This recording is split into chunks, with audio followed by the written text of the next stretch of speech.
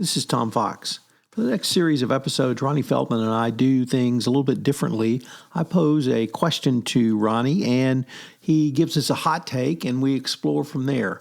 These episodes are a little bit shorter, but they're a lot of fun. I know you'll enjoy them.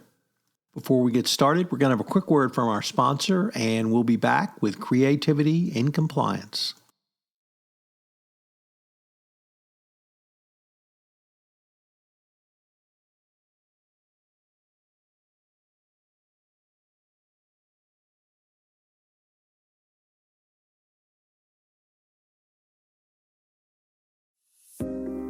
Where does creativity fit into compliance? In more places than you think. Problem solving, accountability, communication, and connection, they all take creativity. Join your hosts, Tom Fox and Ronnie Feldman, on Creativity and Compliance, part of the Compliance Podcast Network. Hello, everyone. This is Tom Fox, back again with Ronnie Feldman for another episode of Creativity and Compliance. Over this series, we're taking some topics and breaking them down. And today's topic is, although it's unclear to me if it's the Julie Andrews version or the Emily Blunt version, a spoonful of sugar makes the medicine go down.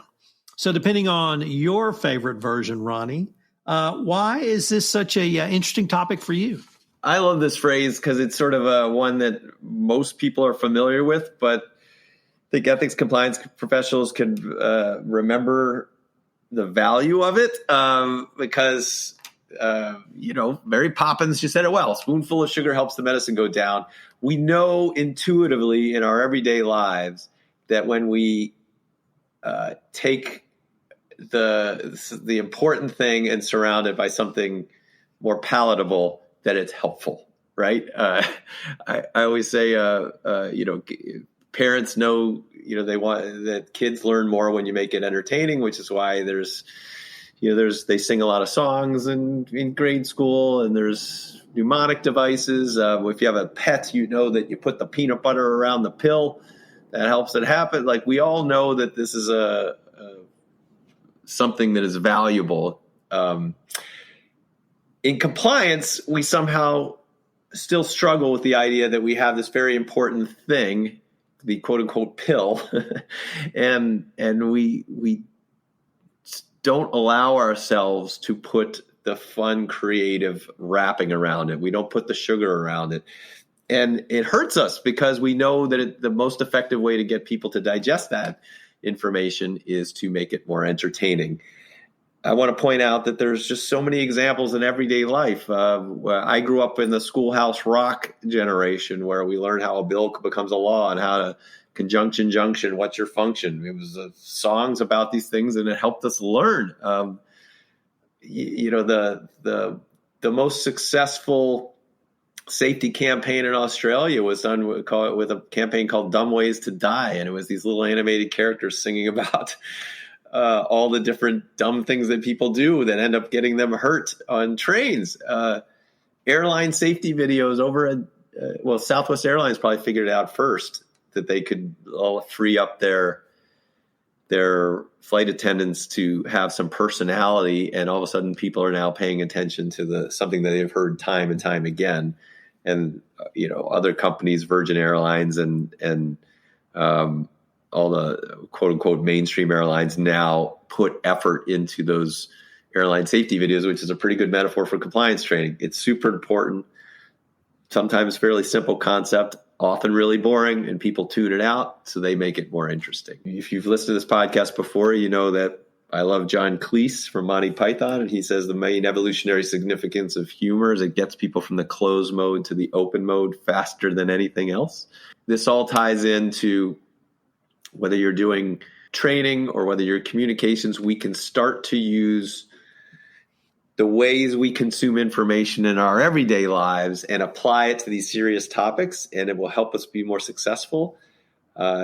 Movie trailers, music videos, infomercials, talk shows, game shows, podcasts, GIFs and memes. Like there's so many different ways that when we go home and hang out in our everyday lives, that's how we are consuming information and learning things.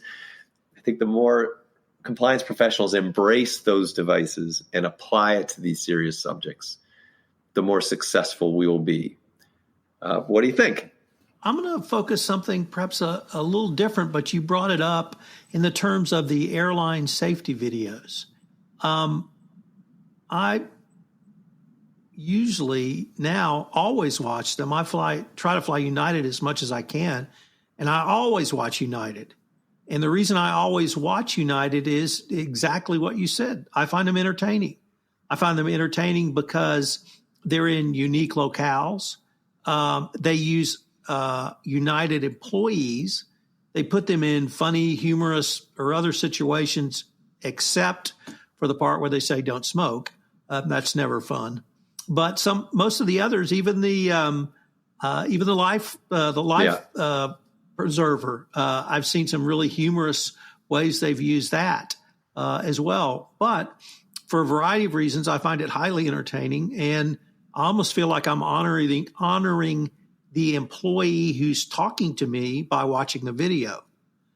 But I want to use that as a broader point about health and safety, particularly safety. So I'm a recovering trial lawyer, tried lots of personal injury cases in my career, and there was a huge shift in safety in the energy industry in the early 90s for a variety of reasons I won't go into, but that put safety about 10 to 15 years ahead of compliance in its messaging. And many of the concepts you're talking about for compliance, Ronnie, I've seen in safety videos, which can literally be life and death situations. Yet if you can do life and death in a humorous way that doesn't offend people, it can be very powerful. So I'm going to encourage the compliance practitioners who might be listening to this, go down and talk to your health and safety people.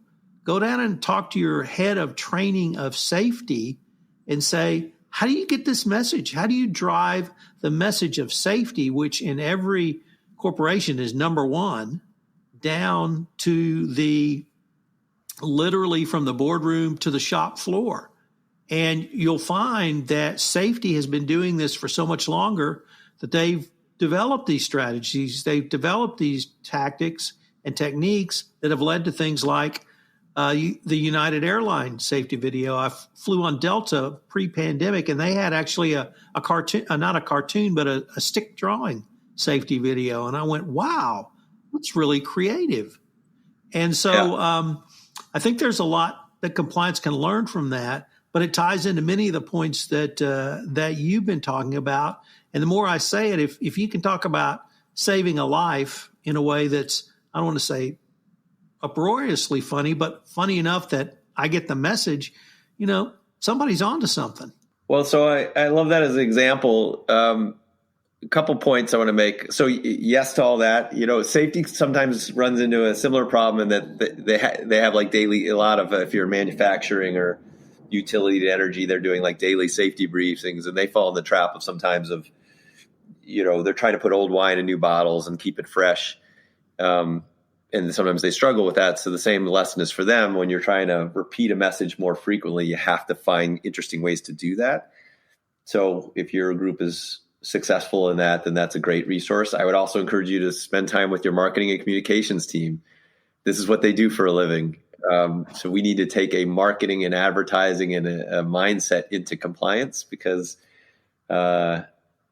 that team is trained in those kinds of things. We're essentially taking an advertising approach and applying it to internal training. And any advertiser will tell you that interesting, you have to find something interesting and compelling to get your message across.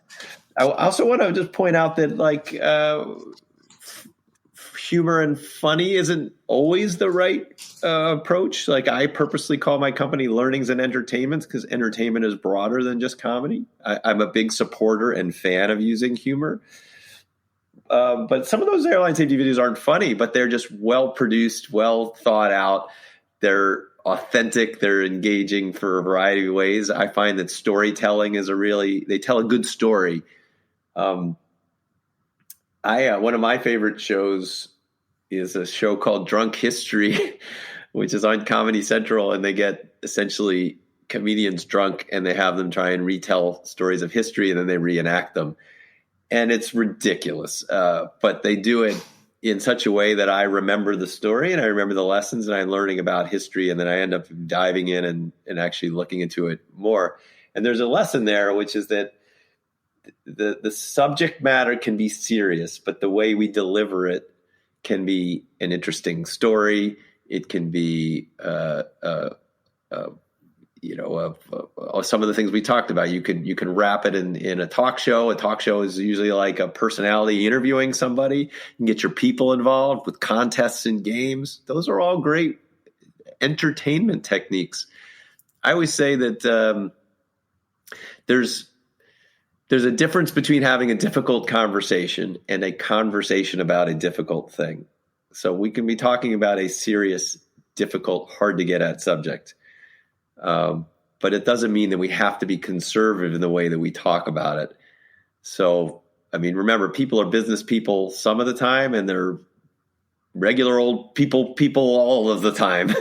So even your conservative boss, and then the people in your department who are like, they don't have a sense of humor. Yeah, they do. It's just, we put these little boxes around ourselves that make it harder to think that we can use these devices. And my point is, the more that we use those devices around these serious subjects, the more successful we'll be.